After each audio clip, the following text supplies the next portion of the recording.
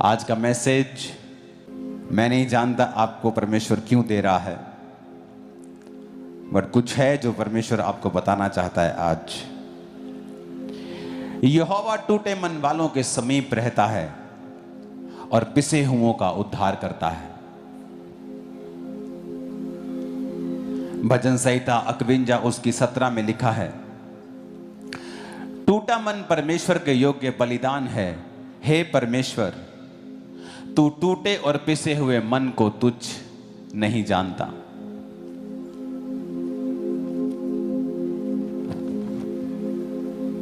भजन संहिता 56 उसकी 8 आयत में लिखा है, तू मेरे मारे मारे फिरने का हिसाब रखता है।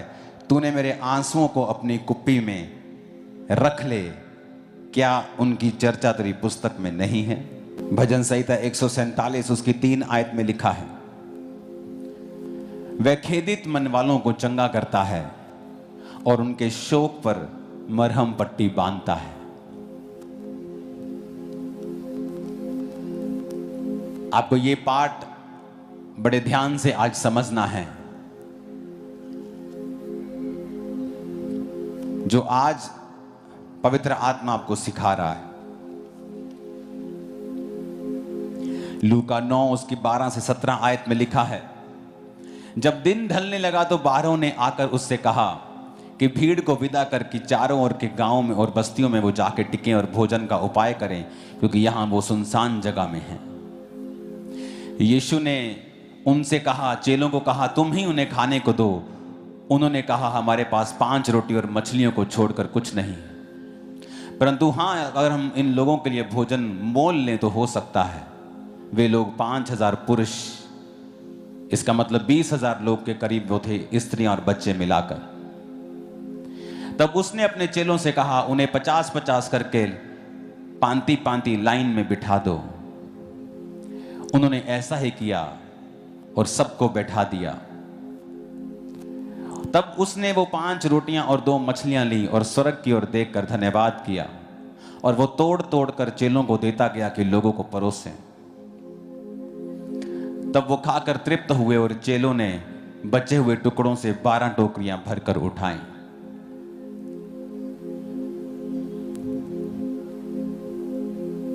जब आप किसी व्यक्ति को आज देखते हैं मजबूत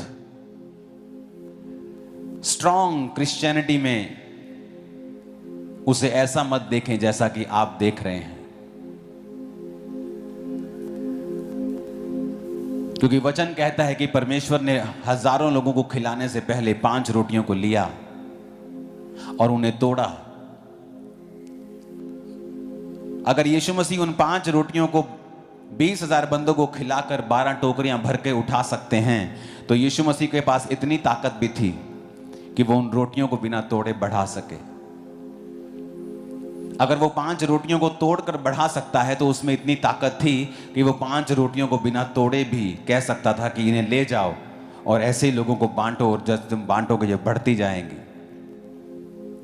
पर जीसस क्राइस्ट ने उनको कहा कि लाओ वो रोटियां मुझे दो, और बाइबल कहती जीसस ने वो रोटियों को तोड़ा। उसने उस ब्रेड को ब्रेक किया और वो तोड़ तोड़ कर चेलों को देता गया और वो लोगों को बांटते गए। लोग हैरान हुए कि 20,000 लोग वहां पे मौजूद हैं और किसी का भी पेट खाली नहीं है। सब तृप्त हुए, ओवर खाया सबने। कोई 2 रोटी खाता, उसने 4 खाई। सबने ओवर खाया और 12 टोकरियां फिर भी भर गई। कई बार आप अपने जीवन में सामना करते हैं टूटे हृदय का। आपकी लाइफ में घटनाएं होती हैं। क्रिश्चियन होने के बावजूद भी आप ये मत समझें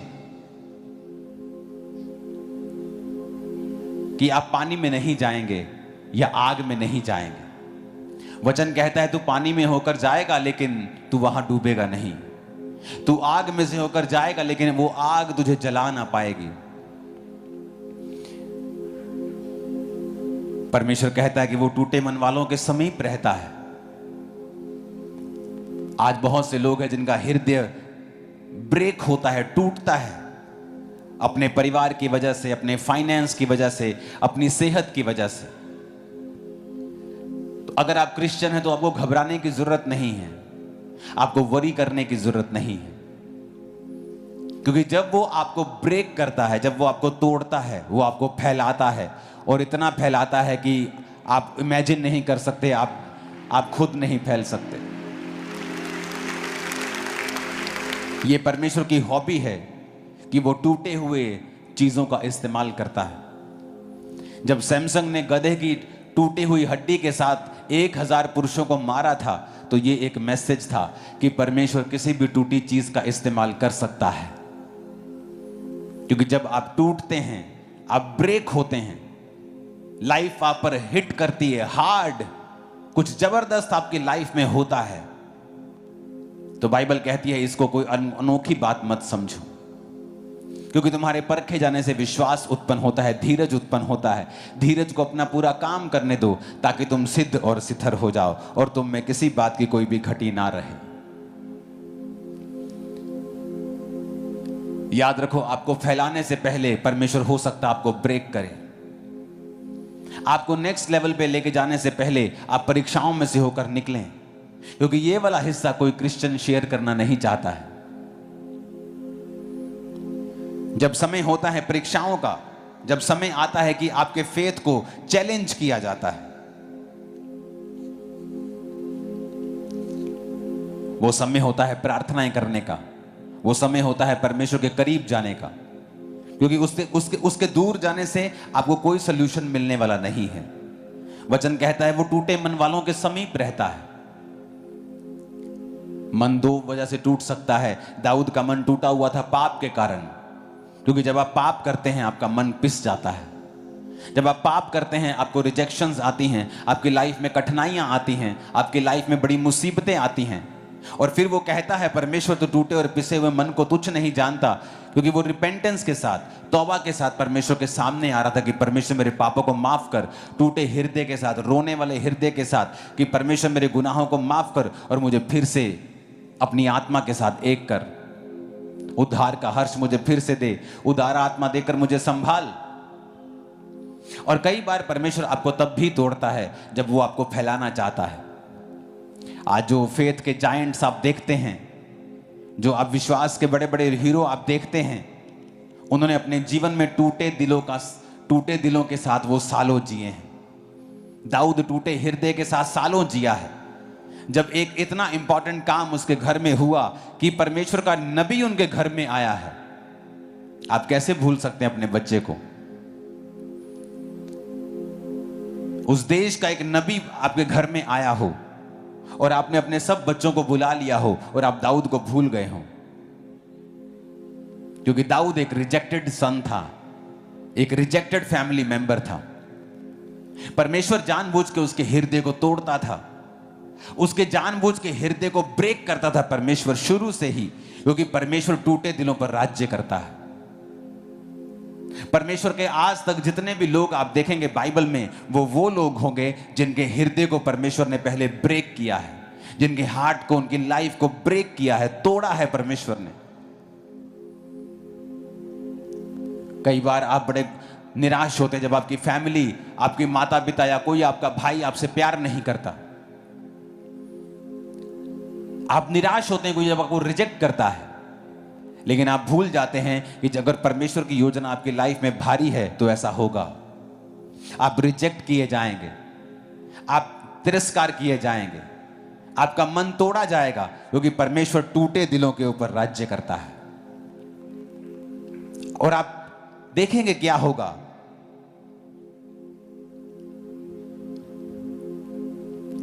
वो टूटे मन वालों के समीप रहता है। टूटा मन परमेश्वर के योग्य बलिदान है। वो टूटे हुए मन को तुच्छ नहीं जानता है। वो पिसे हुए मनों के ऊपर राज्य करता है। लेकिन आज जब लोगों का मन पिसता है, जब उन्हें फैमिली से रिजेक्शन मिलती है या लाइफ उन पर कोई परीक्षा लेके आती है, वो खुदा से दूर भागते हैं। मैंने देखा है लोगों को खुदा से दूर भागते। मैंने देखा है ऐसे लोगों को, ऐसी लड़कियों को, ऐसे लड़कों को जिनकी फैमिली ने उन्हें प्यार नहीं किया और उन्होंने भाग के शादी कर ली और आज तक अपनी जिंदगी से निराश हैं। आज तक शादी के 6 महीने में निराश थी वो। उन्हें लगा कि अगर फैमिली ने मुझको रिजेक्ट किया तो जहां से मुझे प्यार मिल रहा है मैं वहां जाऊं। जो मुझे प्यार कर रहे हैं मैं उनको स्वीकार करूं।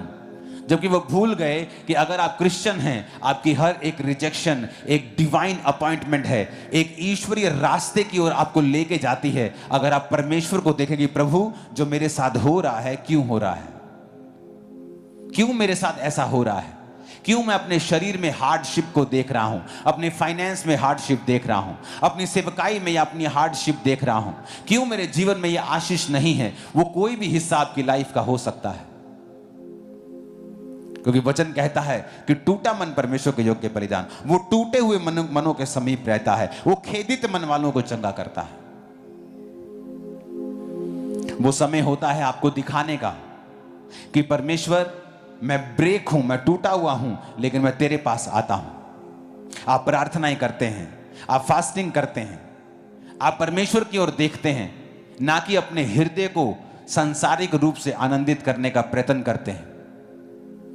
क्योंकि सांसारिक रूप से जो आपको रिलीफ मिलेगा वो थोड़े समय का होगा, वो टेम्परेरी होगा, बल्कि बाद में मुसीबत और बढ़ जाएगी।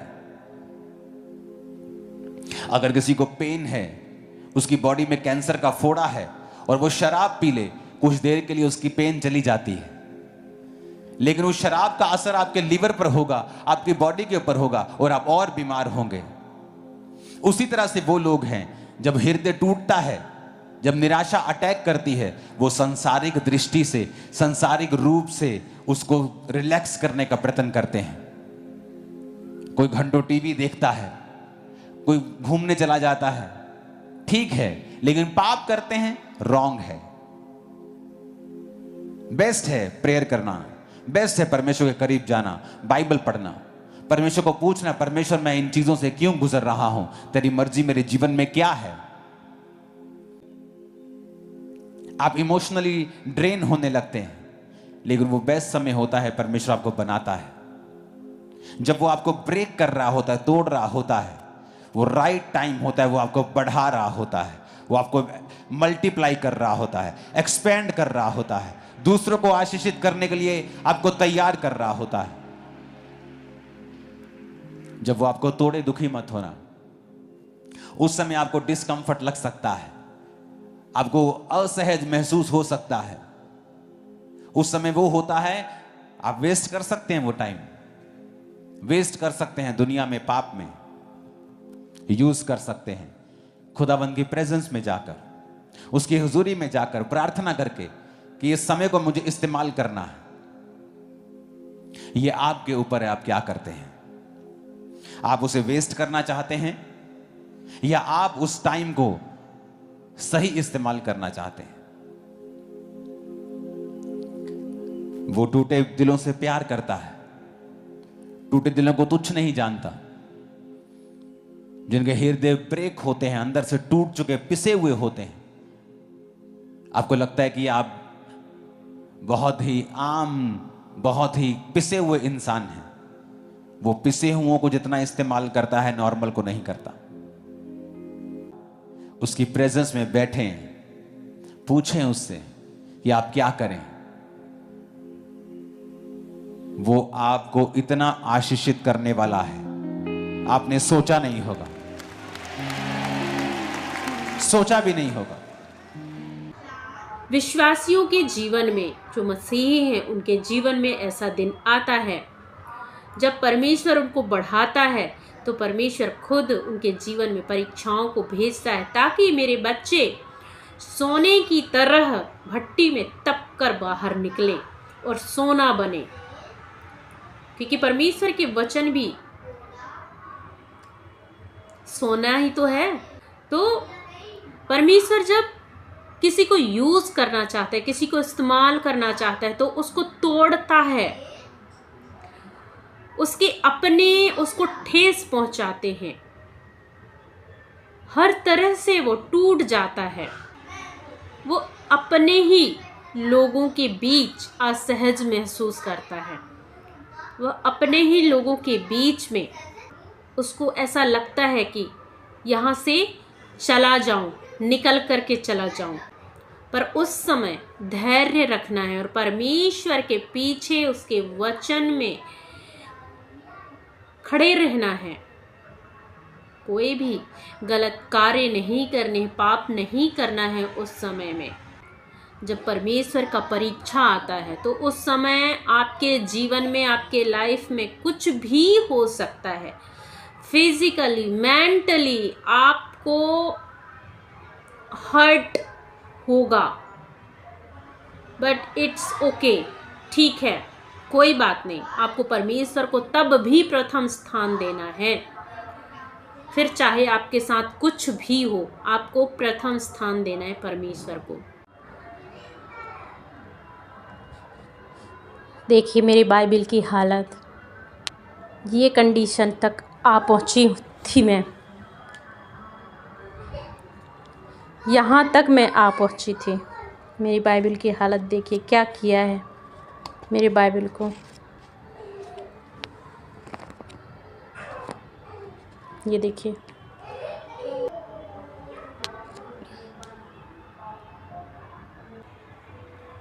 ये है मेरी बाइबल की हालत, क्योंकि उसे मेरी कमज़ोरी पता है।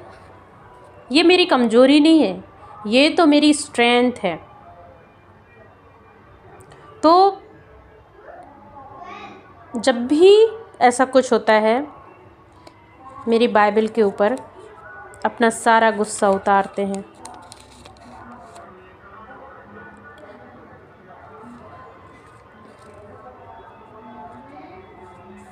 बट कोई बात नहीं, हम परमेश्वर की सच्चाई को जानते हैं। परमेश्वर ने हमसे कितना प्रेम किया है हम जानते हैं। हम उसके वचनों से प्यार करते हैं, इसलिए हमें किसी भी बात से नहीं डरना है, और ना ही किसी भी समस्या से। अगर कोई समस्या हमारे सामने खड़ी है तो हमें डरना नहीं है, बल्कि उसको फेस करनी है, उससे आगे बढ़ना है। क्यों आती हैं ऐसी समस्याएं, ऐसी परेशानियां? ताकि हम स्ट्रांग हो, हम मजबूत हों। परमेश्वर हमको और आशीषित करते हैं और ब्लेस्ड करते हैं। कुछ भी नहीं थे, जब आपके साथ कोई भी नहीं था, तब आपके साथ कौन था? कौन खड़ा था? कौन आपको समस्याओं से बचाया, उन दर्द से, उन तकलीफ़ों से बचाया? परमेश्वर का वचन आपको शांति देता था, आपके साथ, आपके संग परमेश्वर रहता था। इसलिए जब आज कुछ दिनों के लिए जब ये परीक्षा आई, तो उन परीक्षाओं में गिरना नहीं है, बल्कि खड़े रहना है विश्वास के साथ।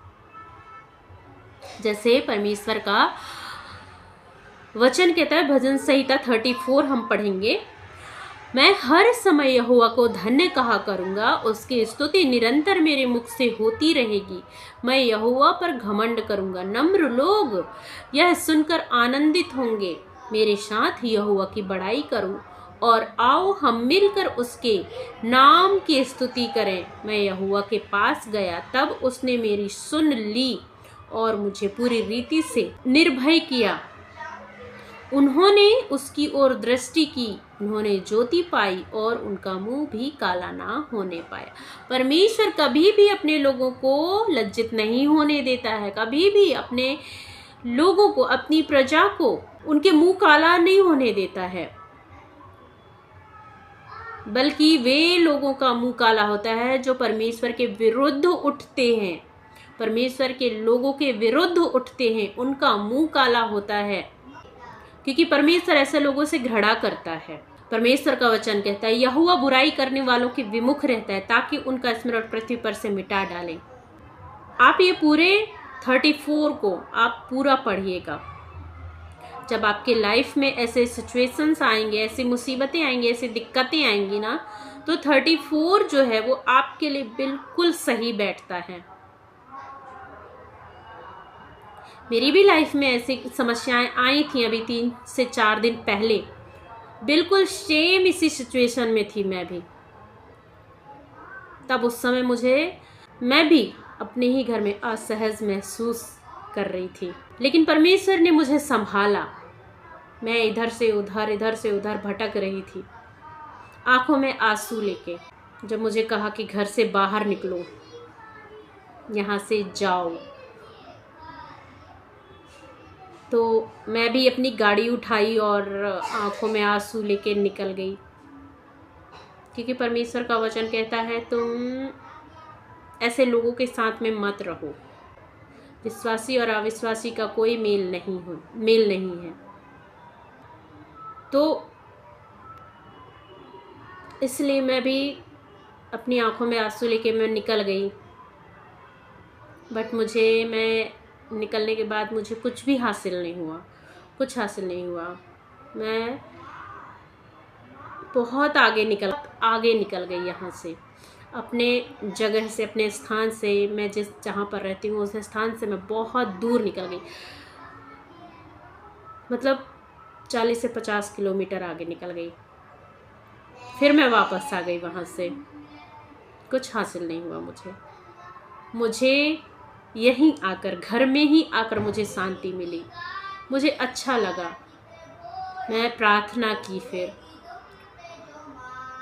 मैंने प्रार्थना किया, खूब प्रार्थना किया। उस दिन मेरा फास्ट भी था, फास्टिंग में भी थी मैं। प्रार्थना किया मैंने, मुझे अच्छा लगा। अब मैं ठीक हूँ, बिल्कुल ठीक हूँ। परमेश्वर ने मुझे संभाल लिया है, मेरे साथ रहते हैं, मेरे संग रहते हैं, तो मुझे किसी चीज़ का कोई डर नहीं है। तो इसलिए परमेश्वर ने कहा है, प्रभु यीशु मसीह ने कहा है कि मेरा क्रूस उठाओ और आगे बढ़ो और चलो, मेरे पीछे चलो। मेरा क्रूस उठाकर मेरे पीछे चलो।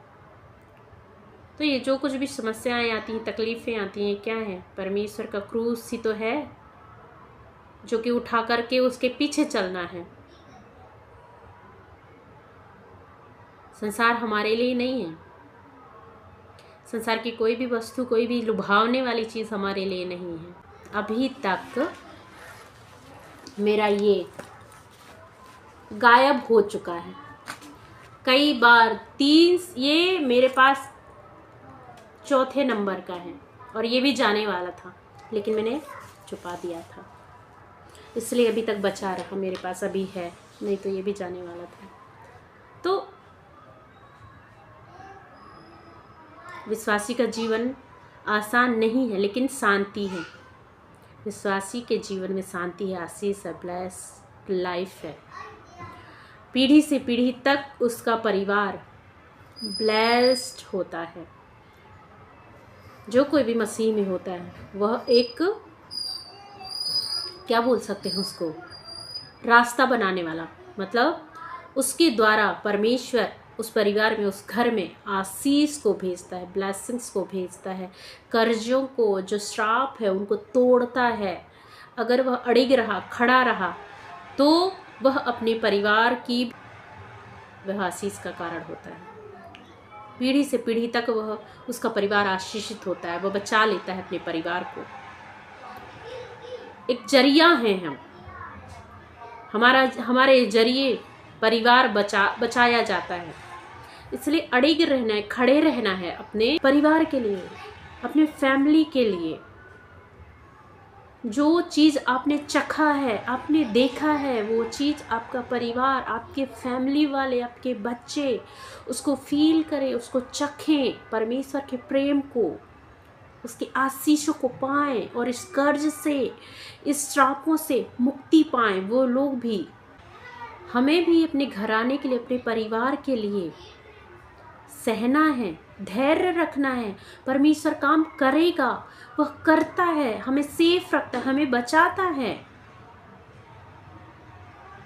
इसलिए हम टूटते हैं, हमारे ऊपर हजारों विपत्तियां आती, समस्या आती हैं, लेकिन हमें स्थिर होकर के परमेश्वर के वचनों में स्थिर होकर के रहना है और आगे बढ़ना है, विश्वास में अड़िग रहना है, कभी झुकना नहीं है। झुकने से क्या हो जाएगा?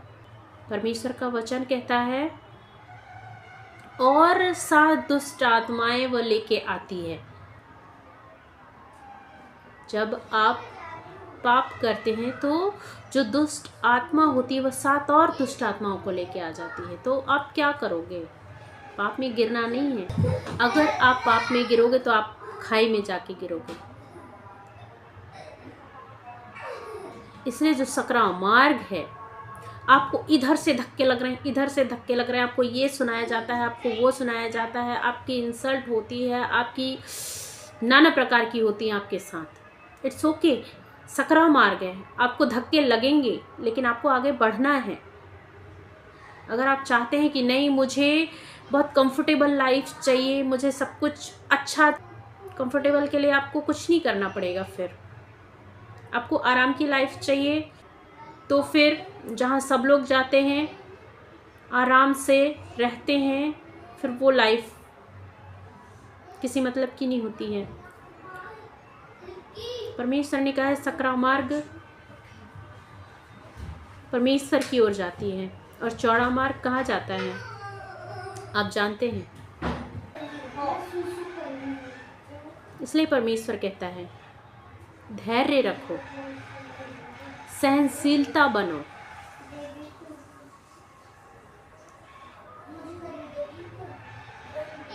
परमेश्वर आप सबको बहुतायत के साथ आशीष दें। इस वीडियो के द्वारा आप सब अच्छे से, आप सबको समझ में आ गया होगा कि कैसे स्टेबल होना है, कैसे स्थिर रहना है।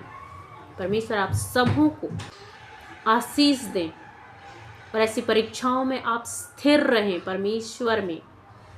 परमेश्वर आप सबको आशीष दें, बहुतायत के साथ आशीष दें, और आप आगे बढ़ें, फलवंत हों, परमेश्वर के राज्य के लिए काम करें, आप आगे बढ़ें।